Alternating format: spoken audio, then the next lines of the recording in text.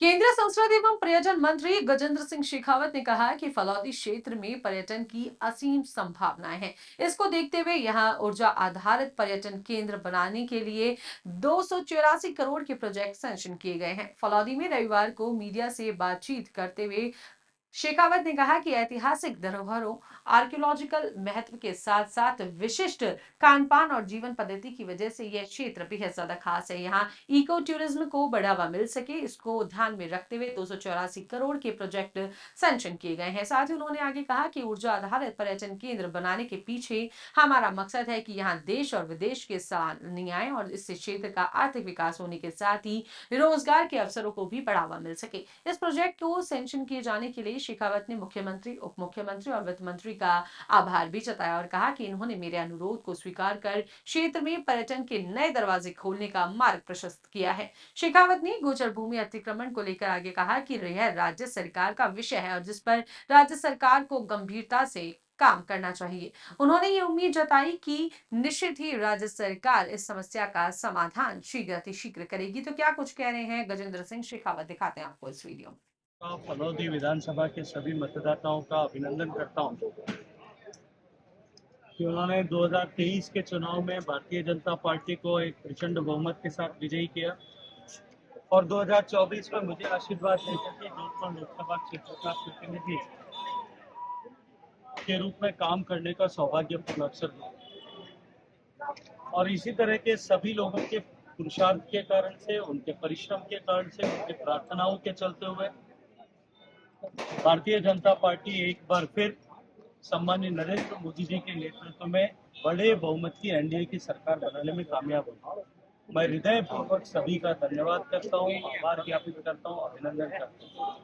मैं आप मीडिया के मित्रों का भी आभार ज्ञापित करना चाहता हूँ कि आप लोगों ने जिस तरह से तमाम तरह के धनबल के आधार पर झूठ फैलाने की कोशिश होने के बावजूद, अनेक तरह के प्रलोभनों के जंजाल फैलाने के बावजूद भी आप लोगों ने जिस तरह से पत्रकारिता की शुचिता को रखते हुए आप सब लोगों ने सत्य को लोगों के सामने रखा, उसके चलते मैं आप सबका भी हृदयपूर्वक धन्यवाद करता हूँ।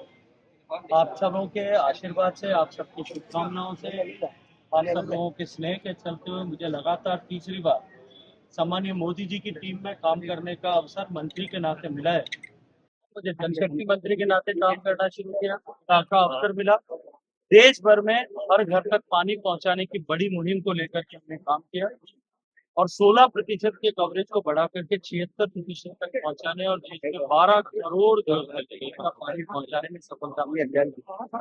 माननीय प्रधानमंत्री जी ने जिस क्षेत्र में देश में असीम संभावनाएं और न केवल संभावनाएं, अभी तो असीम रोजगार उत्पन्न करने की भी क्षमता है, भारत की विविधताओं को देखते हुए और भारत ने जिस तरह से सम्मानीय मोदी जी के नेतृत्व में एक चुनौतीपूर्ण परिवर्तन किया है, सारी दुनियाओं के लिए भारत, दुनिया के लिए भारत एक कौतूहल का केंद्र बना है, एक नए आकर्षण का केंद्र बना है। ऐसे समय में जब भारत में असीम पर्यटन की संभावनाएं, तब सम्मानीय प्रधानमंत्री जी ने मुझे पर्यटन क्षेत्र की सेवा करने का एक अवसर दिया है। लेकिन उस अवसर के बाद, क्योंकि फलौदी के मतदाता, जोधपुर के मतदाता और आप सभी लोग हैं, मैं आप सबका इसके लिए हृदयपूर्वक धन्यवाद करता हूँ।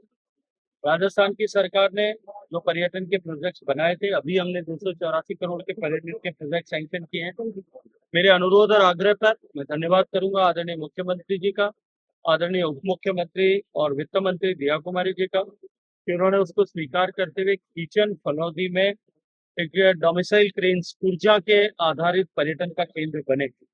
और इसके अतिरिक्त भी इस क्षेत्र में जिस तरह से ऐतिहासिक धरोहरें हैं, जिस तरह से आर्कियोलॉजिकल मॉन्यूमेंट है, यहाँ का अपना एक विशिष्ट खान पान और जीवन पद्धति है, यहाँ पर एग्रो टूरिज्म, इको टूरिज्म की जो संभावनाएं हैं, इन सब के दृष्टिगत यहाँ कुछ प्रोजेक्ट को सैंक्शन किया है। आने वाले समय में इस क्षेत्र में टूरिज्म और बढ़े, पर्यटन की संभावनाएं और बढ़े, देशी विदेशी सैलानी यहाँ आए, इसके लिए हम सब मिलकर के कार्य करें। सर, गोचर को लेकर क्या क्या रहेगी सरकार की? सर, गोचर भूमिया जो है वो बिल्कुल अतिक्रमण हो रही है और इसको लेकर सरकार की सरकार का विषय है, निश्चित ही राज्य सरकार को इन विषयों पर गंभीरता से काम करने की आवश्यकता है। वही तो क्योंकि गोचर आंदोलन से चुना हुआ व्यक्ति हूँ, मैं बीकानेर में आज से 30 साल पहले गौचर बचाने की मुहिम के साथ जुड़ा था, तब से लेकर के निरंतर इस दिशा में काम करता हूं। और मुझे लगता है कि बनवारीलाल जी की सरकार, भारतीय जनता पार्टी की सरकार गंभीरता से काम कर रही है। Okay sir.